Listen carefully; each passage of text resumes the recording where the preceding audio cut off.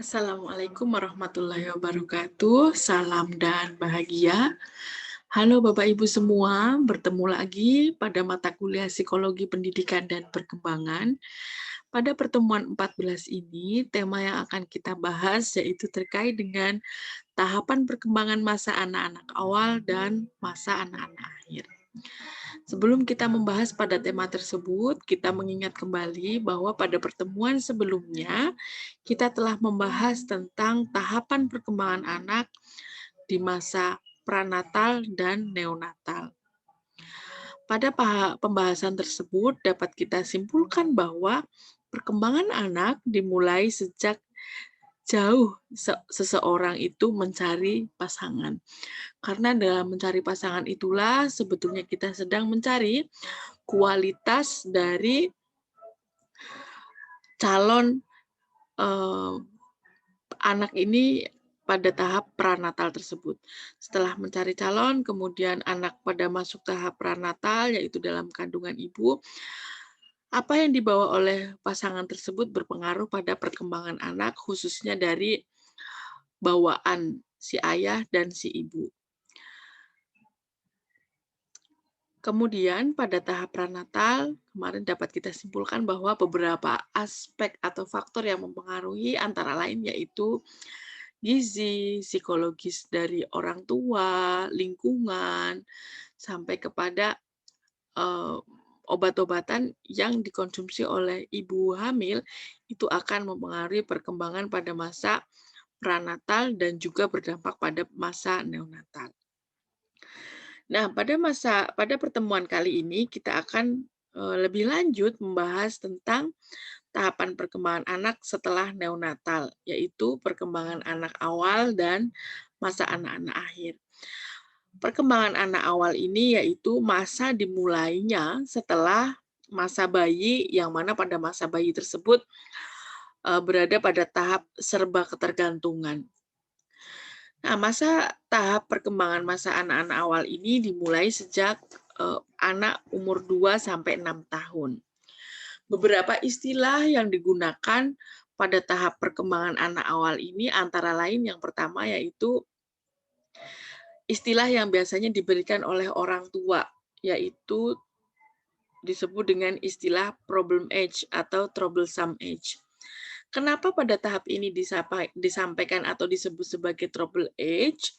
Karena pada masa ini sering dihadapkan pada problem-problem tingkah laku dari si anak tersebut. Misalkan saja pada masa perkembangan awal ini, anak memiliki tingkah laku keras kepala, kemudian tidak menurut, memiliki sikap iri hati, ketakutan terhadap sesuatu, dan lain sebagainya, yang menyebabkan kurang menariknya anak dari masa bayi, sehingga saat anak-anak awal ini dianggap kurang menarik daripada masa bayinya.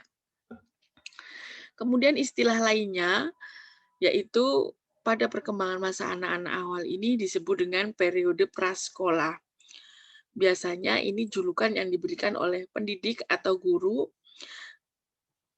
Kenapa disebut sebagai periode prasekolah? Karena pada masa ini merupakan periode persiapan bagi anak untuk masuk pada jenjang sekolah dasar. Nah, istilah lain pada masa ini disebut juga dengan masa prageng. Masa prageng ini biasanya julukan dari psikolog ya. Kenapa disebut dengan masa prageng? Karena pada masa anak-anak awal ini, anak sudah harus memulai belajar dasar-dasar tingkah laku sosial untuk mempersiapkan penyesuaian diri terhadap kehidupan sosial yang lebih tinggi.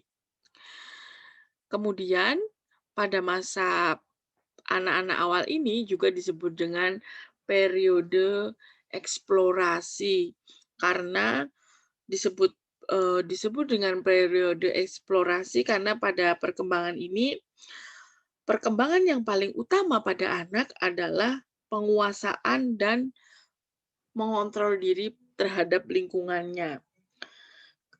Pada masa ini, anak itu memiliki rasa selalu ingin tahu terkait dengan apa yang ada di lingkungan, bagaimana lingkungan, dan bagaimana cara-cara yang dilakukan yang, biasanya menanyakan hal-hal terkait dengan lingkungan, sebab akibat, bagaimana lingkungan itu ada, dan lain sebagainya, sehingga disebut juga dengan usia bertanya. Karena pada kegiatan eksplorasi-eksplorasi itu banyak hal yang ingin ia ketahui sehingga banyak tanya, dan itulah mengapa pada perkembangan awal ini juga disebut dengan masa questioning age.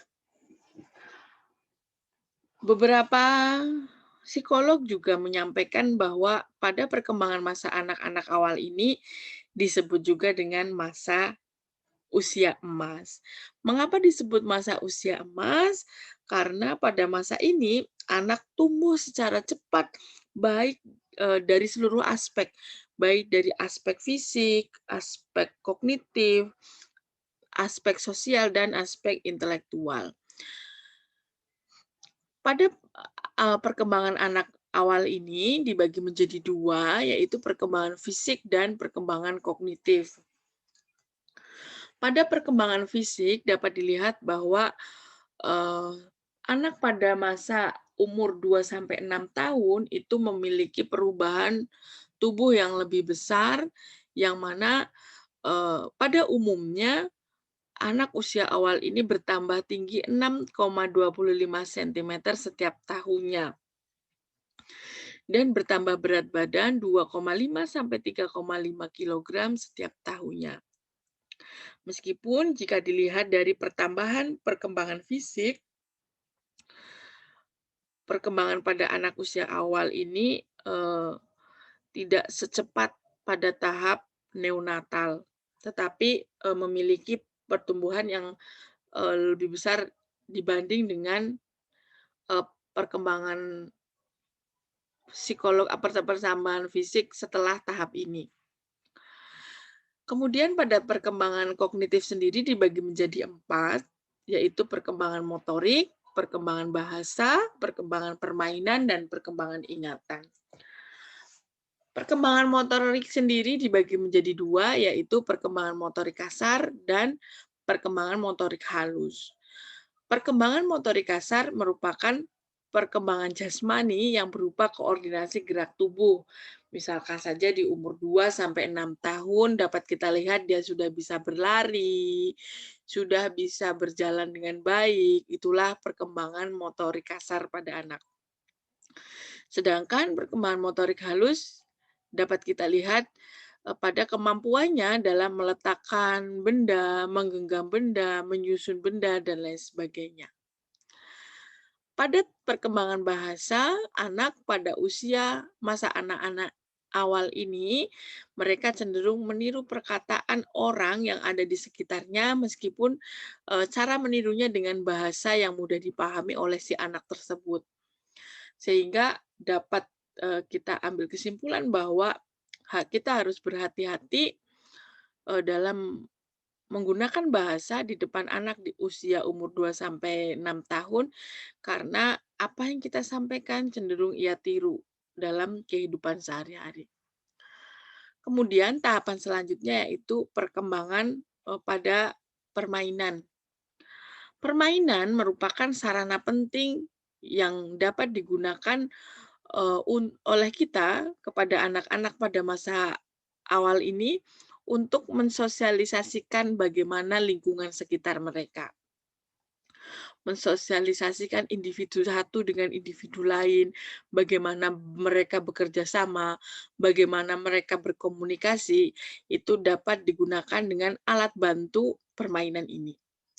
Permainan juga dijadikan sebagai alat pendidikan karena dapat menimbulkan kebahagiaan bagi anak-anak dan juga bisa memberikan stimulus-stimulus baik dari perkembangan fisik, perkembangan ingatan, perkembangan motorik, bahkan perkembangan bahasa dalam mereka berkomunikasi dengan teman-temannya. Sehingga pada masa umur 2 sampai 6 tahun ini kita sebisa mungkin memberikan atau memfasilitasi permainan-permainan yang edukatif agar perkembangan permainan ini dapat berkembang dengan baik di masa 2 sampai 6 tahun. Bermain juga merupakan kodrat anak karena hakikatnya mereka adalah masih senang pada tahap permainan. Kemudian untuk perkembangan keempat, yaitu perkembangan tentang ingatan. Pada tahap anak usia awal ini, anak mengembangkan ingatannya melalui benda-benda atau melalui pengkodean benda, baik dari benda, orang, tempat, dan lain-lain untuk mengingat jangka panjang. Berdasarkan teori ini, dalam kegiatan proses pembelajaran, maka senada dengan apa yang telah disampaikan oleh Biase pada umur anak usia SD itu masuk pada tahap konkret operasional. Itu artinya apa yang dipelajari itu harus dikonkretkan dengan benda-benda nyata.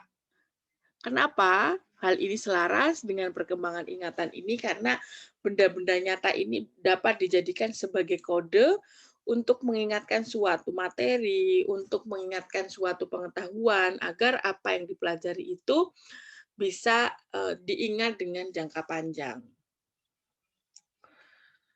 Bagaimana perkembangan anak di usia awal ini, khususnya pada tugas-tugasnya atau hal-hal yang harus ia kuasai, hal-hal yang harus ia miliki pada umur 2 sampai 6 tahun, Hafiz Hart menyampaikan bahwa beberapa tugas perkembangan di anak usia awal ini antara lain yaitu anak harus mampu melakukan toilet training atau latihan bagaimana toileting yang baik.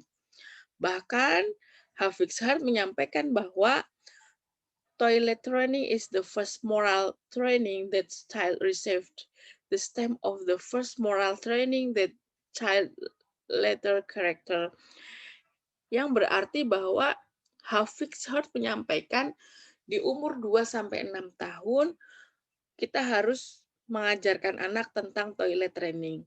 Dan disebutkan bahwa toilet training merupakan latihan moral pertama yang anak dapatkan. Beberapa cap atau hal-hal yang diperhatikan pada moral pertama inilah yang akan dijadikan sebagai tahapan perkembangan karakter selanjutnya. Dengan toilet training ini, anak bisa berlatih sabar, berlatih berhati-hati, berlatih memposisikan diri, dapat menguasai dirinya, dan membentuk sikap-sikap lainnya yang mana pada toilet training ini adalah anak harus bisa mempelajari buang air besar dan buang air kecil yang bisa diterima secara sosial. Maka dia harus berlatih, berhati-hati, dan lain sebagainya.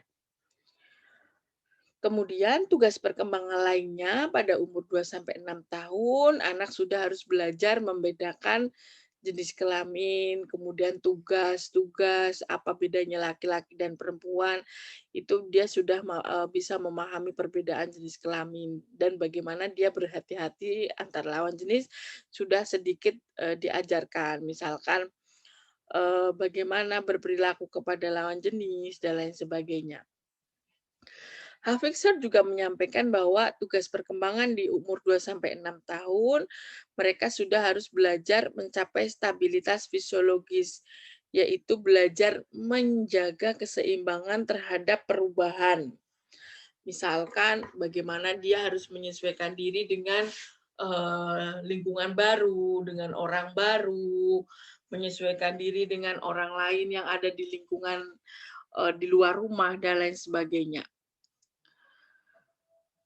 Pada umur ini, kita juga bisa harus mengajarkan bagaimana anak membedakan mana yang baik dan mana yang buruk. Jadi jangan selalu memiliki pemikiran bahwa maklum anak-anak, nggak apa-apa anak-anak, tetapi kita harus belajar menjadikan dia memiliki karakter yang baik dari awal. Jadi jangan terlalu diberikan kelonggaran-kelonggaran, tetapi harus disiplin dalam berkarakter, dalam menyampaikan kegiatan-kegiatan baik yang tidak boleh dilakukan apa, yang harus dilakukan apa, itu harus dimulai di usia dini ini. Pada tahap ini, anak-anak juga sudah belajar bagaimana kontak perasaan dengan orang tua, keluarga, dan orang lain di luar rumahnya, bagaimana menjaga toleransi, menghargai, dan lain sebagainya, sudah dapat kita kembangkan pada umur 2 sampai 6 tahun ini. Berbeda dengan Hafiz-Herd, Harlock memiliki pemikiran tersendiri bahwa secara spesifik ya, mengembangkan apa yang tadi disampaikan oleh Hafiz-Herd bahwa pada usia anak awal ini disampaikan oleh Harlock, mereka sudah harus belajar keterampilan fisik yang diperlukan untuk bermain. Karena tadi sudah kita sampaikan ya, perkembangan kognitif dari anak itu lebih kepada perkembangan permainan, maka, kesiapan, keterampilan fisik saat bermain dengan anak-anak itu juga harus dikembangkan dengan baik. Kemudian pada tahap ini Harlock juga menyampaikan bahwa seperti tadi yang disampaikan oleh Hafiz-Herd sebelumnya, kita sudah harus membina sikap yang sehat atau sikap positif terhadap diri sendiri sebagai seorang individu yang berkembang.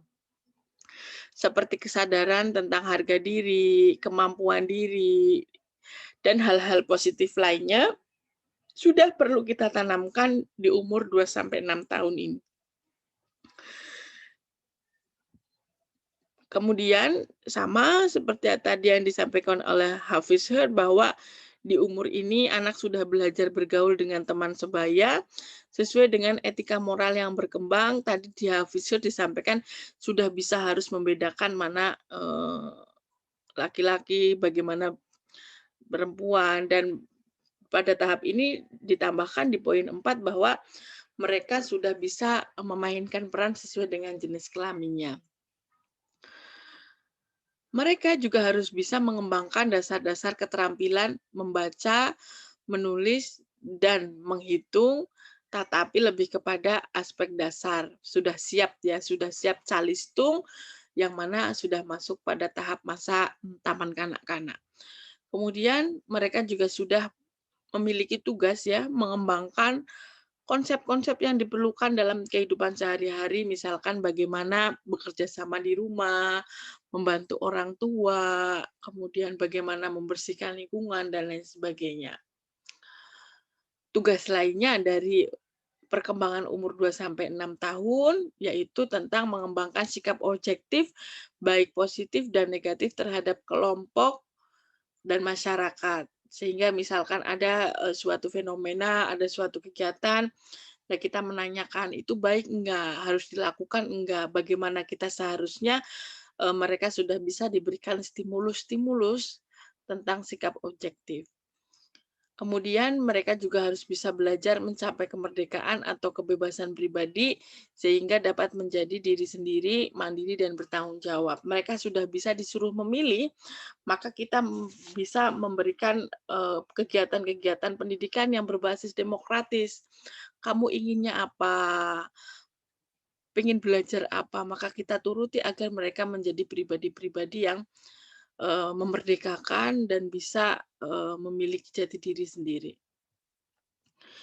Kemudian lebih lanjut di umur 7 sampai 13 tahun anak lebih berkembang lagi, yang mana pada masa ini yang lebih berkembang sering disebut dengan masa intelektual. Kenapa pada umur 7 sampai 13 tahun disebut juga masa intelektual? Karena pada masa ini anak-anak sudah siap untuk mendapatkan pendidikan di sekolah dan berkembangnya berpusat pada aspek intelektual. Ini sudah masuk pada usia SD ya. Hafizil menyampaikan bahwa pada masa anak-anak akhir ini, tugas-tugas perkembangan yang harus dicapai oleh anak antara lain yaitu lebih memperkuat lagi keterampilan fisik untuk permainan yang umum. Kemudian lebih dikembangkan lagi bagaimana membangun sikap sehat mengenai diri sendiri sebagai makhluk yang sudah tumbuh. Jadi pada anak-anak usia akhir ini kita sudah harus membiasakan bagaimana dia memiliki sikap-sikap, menjaga dirinya. Harus, eee, misalkan jika bajunya kotor, harus membiasakan membersihkan diri, kemudian jika kamarnya kotor, bagaimana dia membersihkan kamarnya, harus memakan makanan yang sehat, tidak jajan sembarangan, dan lain sebagainya. Pada umur 7 sampai 13 tahun, anak juga harus bisa belajar menyesuaikan diri dengan teman seusianya dan, bisa mengembangkan peran sosial baik pria maupun wanita yang mana tadi lebih mengembangkan lagi di, anak-anak masa awal. Pada masa anak-anak akhir ini, anak juga harus bisa mengembangkan keterampilan yang diperlukan dalam kehidupan sehari-hari sebagai wujud tadi perkembangan yang lebih baik dari, umur 2 sampai 6 tahun. Misalkan sudah diberikan tugas kalau pagi harus, membantu menyapu atau mencuci piring atau menaruh pakaian kotor di tempat pakaian kotor, tidak sembarangan membuang pakaian kotor dan lain sebagainya. Mereka juga harus sudah dikembangkan pengertian-pengertian yang diperlukan dalam kehidupan sehari-hari, bagaimana toleransi yang lebih kuat dan lebih luas lagi dari, lingkungan di masa anak-anak awal. Pada masa ini, anak juga sudah perlu dikembangkan hati nurani, pengertian moral, tata dan tingkatan nilai, bagaimana, memberikan sikap-sikap menghormati kepada orang tua, orang yang lebih dihormati, dan lain sebagainya. Anak-anak juga perlu dikembangkan sikap terhadap kelompok sosial dan lembaga dan, lebih mengembangkan lagi tadi kebebasan pribadi lebih kepada, bagaimana minat dan bakatnya lebih dikembangkan lagi.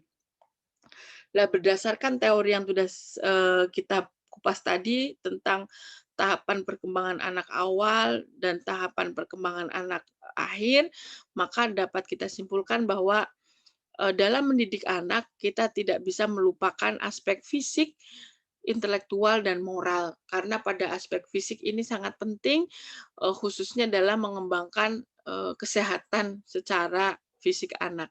Jadi tidak hanya intelektual dan moral saja yang perlu kita kembangkan, tetapi aspek fisik juga perlu kita kembangkan, misalkan dengan pembiasaan berolahraga, kemudian, bagaimana menjaga kesehatan, dan lain sebagainya.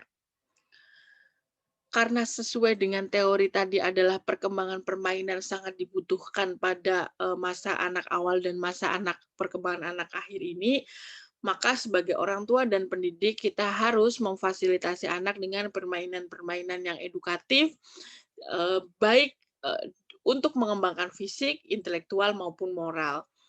Jadi tidak hanya, mendapatkan intelektual saja, tetapi kita perlu mengembangkannya dengan permainan-permainan yang edukatif, tidak hanya berbasis intelektual, tetapi juga bisa permainan-permainan yang bisa mengembangkan fisik dan moral.